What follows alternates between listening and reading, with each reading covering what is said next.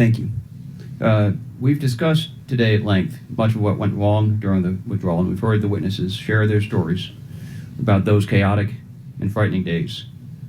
My question to the entire panel is, what are some of the biggest questions concerning the withdrawal that have yet to be answered? And what do you think from your experience that we as lawmakers here in Congress need to be asking? And who should be held accountable? If you, sorry, you, sir. The biggest questions for me remaining from the withdrawal are what are going to happen to the, I believe the number of the folks who made their way to America, 72,000 of them are on parole.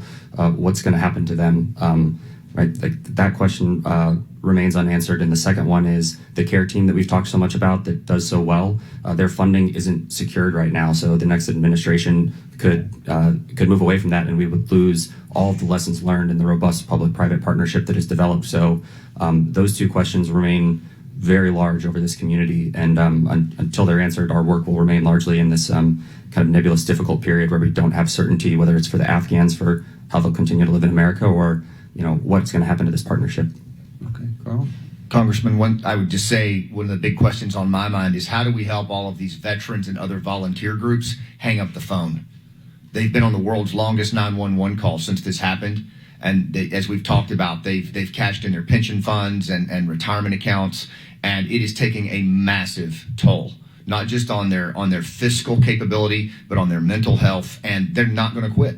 They are never going to quit doing this until we figure out how to responsibly relieve them of what they are doing to provide this humanitarian support, and we've got to figure it out. Okay. Thank you. Gentleman yields. Chair recognizes Mr. Stanton. Thank you very much, Chairman. Thank you to each of our panelists for your bravery and dedication, service to our country, and in evacuating American citizens and our Afghan allies in incredibly dangerous circumstances. Your work and the work of thousands of combat veterans saved many, many lives, and this body owes you a huge debt of gratitude.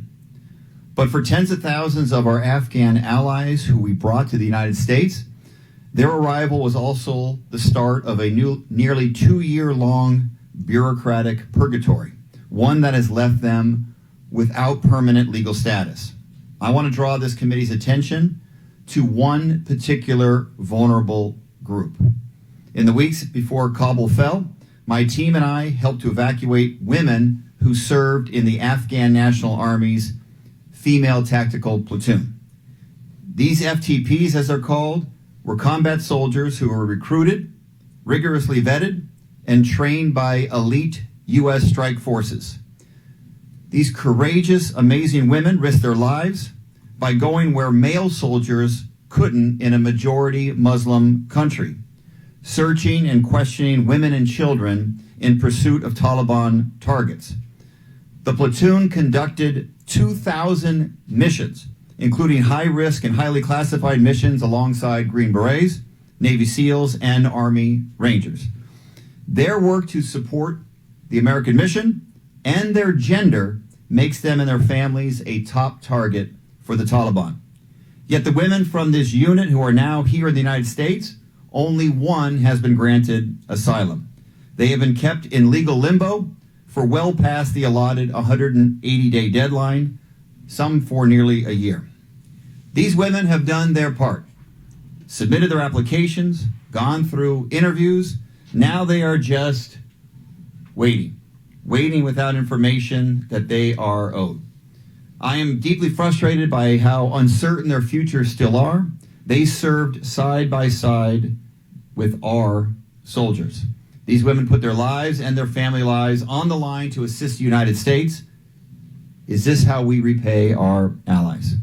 In August, tens of thousands of evacuees, including FTPs, will have been here for nearly 2 years and will lose their parole status. It is a moral failing that despite broad and bipartisan support, Congress cannot come together to pass the Afghan Adjustment Act to fix this and give these FTPs and thousands of others certainty and stability. Ms. Mackler, in your testimony, you touched upon the importance of passing the Afghan Adjustment Act. You also mentioned the work your colleagues are doing with FTPs here in the United States. If Congress does not pass the Afghan Adjustment Act and does not provide legal residence pathways to FTPs and other evacuees, what could happen to your clients and evacuees like them? Thank you for the question, Congressman. One of the FTP commanders works with me at IARC, working on helping Afghans resettle in New York State, and is one of the ones who is still in legal limbo. So first of all, just to be clear, the AAA, the Afghan Adjustment Act, would actually extend the SIV protections to FTPs. So that's number one. If they don't, same for them as for any other Afghans who are here currently on parole status. If there is no extension of that parole and no other solutions come up, then they will be subject to deportation proceedings. They will be here without status, meaning that they will be at risk of immigration enforcement. Many of them have applied for asylum. I can't say for certainty if all of them have, but many of them have because of the vetting requirements. Many asylum applications are being held up long past the 180 days. We're seeing a lot of Afghans being interviewed. Not very many are actually getting adjudications of their asylum claims. So simply put, they'll be at risk of deportation. Deportation to where is the question. But nonetheless, their lives here are not able to begin until this. That's an unacceptable solution or situation for any of us. With that, I'll yield the remainder of my time to our leader on the Afghan Adjustment Act in our caucus, Representative Crow. Thank you, Mr. Stanton. In a little bit of time that I have, I'll have some time to address other issues here momentarily, but I just want to send a message to my fellow veterans and to those who might be listening. Never confuse your individual service with policy decisions that are made in Washington, D.C. Each of you stood up, you raised your right hand, you did your job, and it was right. It was honorable. It remains right and honorable. And this country owes you a great debt of gratitude for that service. And you should be proud, because I am proud of you. And so many people are proud of you. Policy decisions will be made here. Mistakes will happen. We will debate that. We will have those discussions. But do not confuse those with that right and honorable service that all of our fellow veterans share. Thank you. I yield back. Well stated. I yield back. Gentleman yields. Chair recognizes Mr. Moran. Thank you, Mr. Chairman. Thank you to all of you that are here today. I am devastated by the testimony and the stories that we're hearing. And I'll just tell you, from my perspective, the foreign policy, the national defense policy, and the homeland security policy of the U.S. must clearly be strong, steady, and strategic. Our policies and practices must adhere to these principles. Otherwise, our allies will not trust us, our foes will not fear us, and neither will respect us. Without such policies and practices, and without the resulting trust and respect that comes with them, our country's practical ability to lead in this world collapses alongside its broken principles. America will no longer be able to claim the moral high ground, and foreign allies will no longer be able to trust that we will stand with them in those critical times.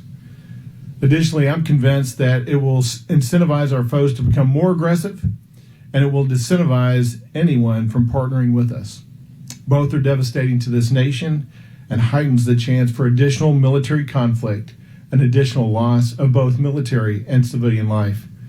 Now, I want to turn to Sergeant Vargas Andrews, and in your testimony, I want to give you an opportunity to address some of those things, because you asked us to give you the opportunity to elaborate on your ordeal post-blast. If you haven't had sufficient opportunity today to do that, I want to give you some more opportunity to elaborate on what you've been through since then. I appreciate that, Congressman. For myself, at the time leading up to the blast, I was behind our gun in the tower. We had another individual, Sergeant Andrew Valencia, observing as well. We were continuing to scan the crowd for any threats.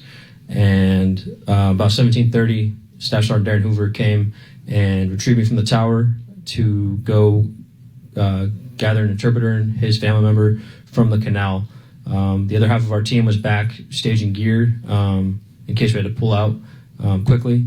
And I walked out there to the canal with Staff Sergeant Hoover and talking about the situation. He was a combat veteran and prior to that, and had explained how that was unlike anything that he had ever experienced in his time in Afghanistan prior. We walked out to that canal and pulled out an interpreter. He had a sign with what we had suggested putting on it to identify him. Pulled out his brother and did a search on them for weapons and any threat. Moved to take them to the main search area for processing, and he stated that he had family still in the canal. He had a wife and 4 kids back there, and so we stayed down in the canal that day.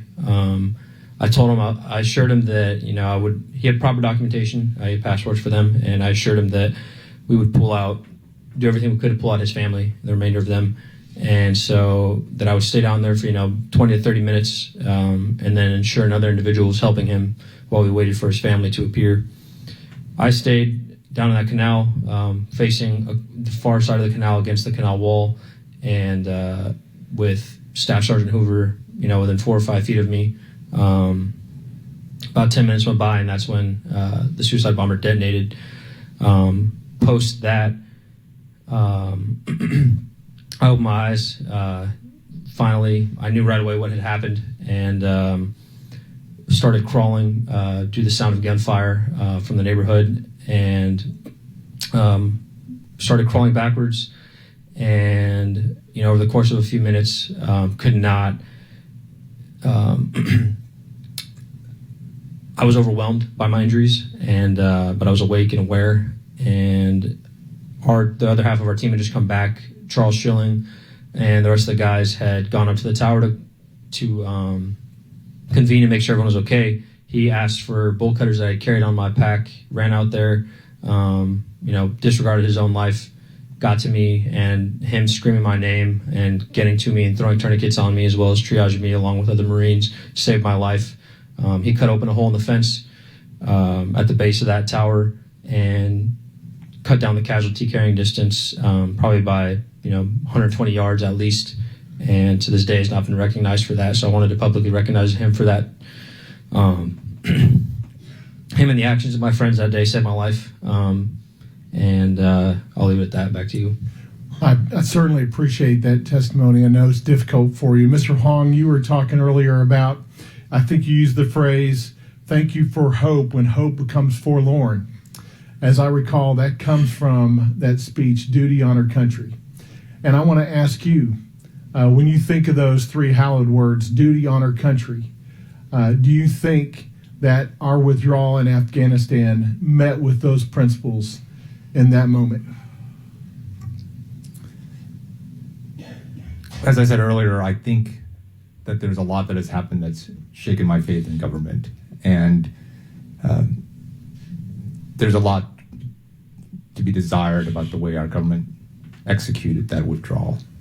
However, as I stated earlier, the way our Americans, my fellow Americans, stepped in and did what needed to be done when they saw our government falling short will forever inspire me. Thank you for that. And I'll just add, I think duty is what we do, honor is how we do it, and country is why we do it. And in this instance, I do not believe we did our duty with the honor that you deserve, that the American people deserve, and the people of Afghanistan deserved. Thank you guys today. Yields back. Chair recognizes Ms. Dean. Thank you, Mr. Chairman. Thank you, Ranking Member Meeks. Thank you to all of our witnesses today. It feels very inadequate to say, but thank you for your service to our country. And that includes so many in our audience, I know, and I don't know. This is painful, powerful testimony that is important for us to hear. So I'm glad you're here.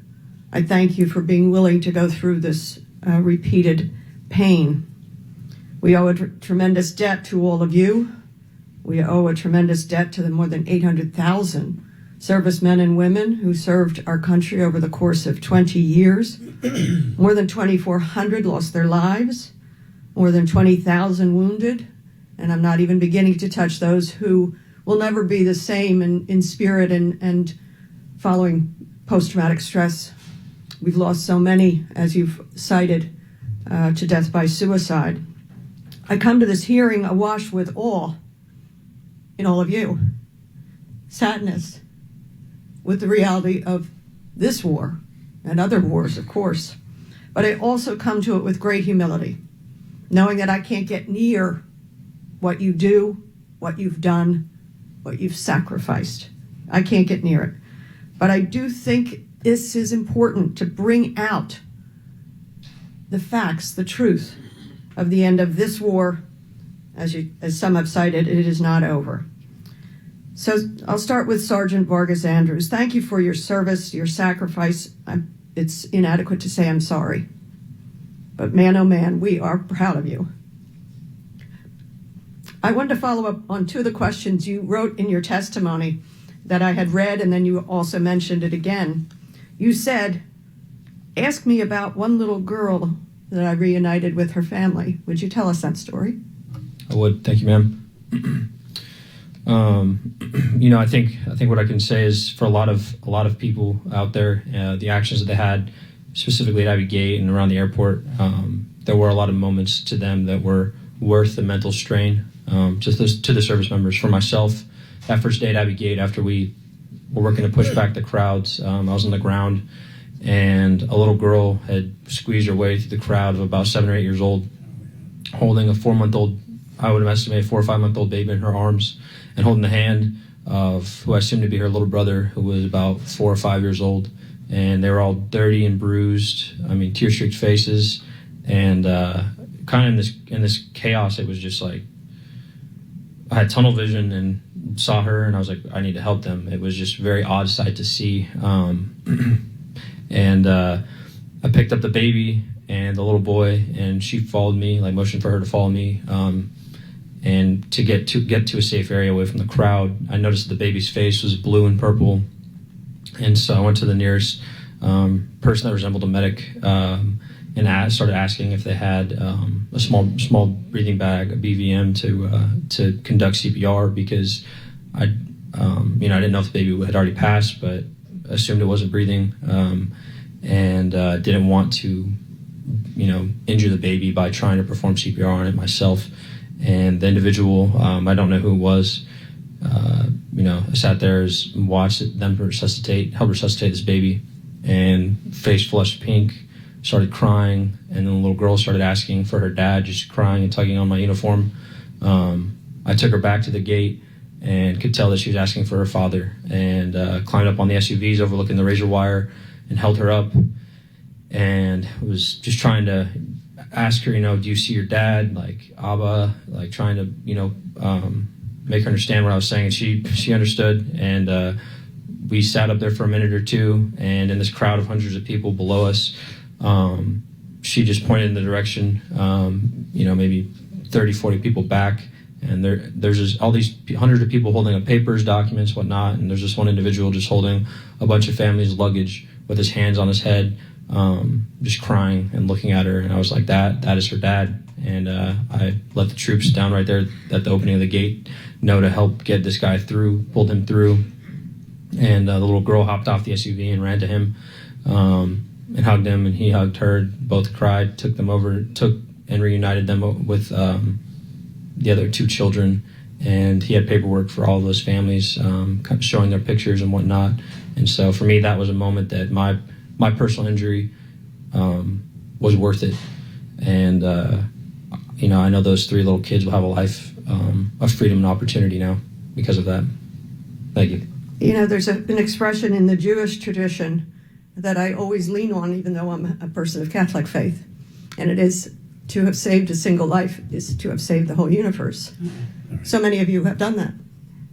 You're in the process of it. Help us make sure we live up to our obligation to the remaining people whom we must save, rescue, get on with their lives, as we also try to help the women and girls. Mr. Chairman, I yield back, and I thank you. Julie yields. We have votes on the House floor right now, so the committee will stand in recess until 2:20 for votes. And I know it's been a long hearing, but if you could stay, we'd greatly appreciate that. I think there's still 8 more members that have questions. So we stand in recess until 2:20.